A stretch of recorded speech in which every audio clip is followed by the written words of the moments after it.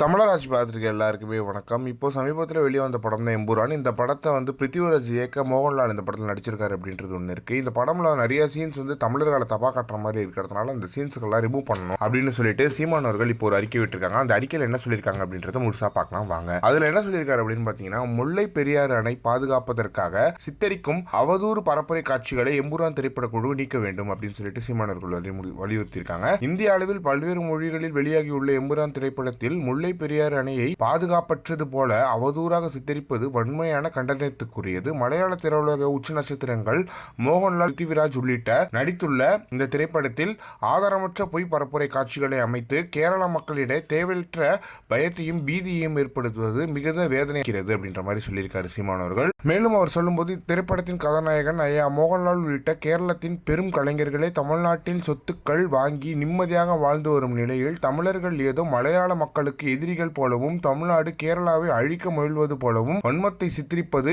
இனப்பகையை தூண்டி இரு மாநில மக்களிடையே கலவரத்தை ஏற்படுத்த முனையும் திட்டமிட்ட சதியாகும் அப்படின்னு சொல்லிட்டு சீமான் அவர்கள் சொல்லியிருக்காரு. ஆகவே எம்புரான் திரைப்பட குழு உடனடியாக முல்லை பெரியாறு அணை பாதுகாப்பற்று சித்தரிக்கும் அவதூறு பரப்புரை காட்சிகளை நீக்க வேண்டும் என வலியுறுத்துகிறேன் அப்படின்னு சொல்லிட்டு சீமானவர்கள் இந்த இதில் சொல்லியிருக்காங்க.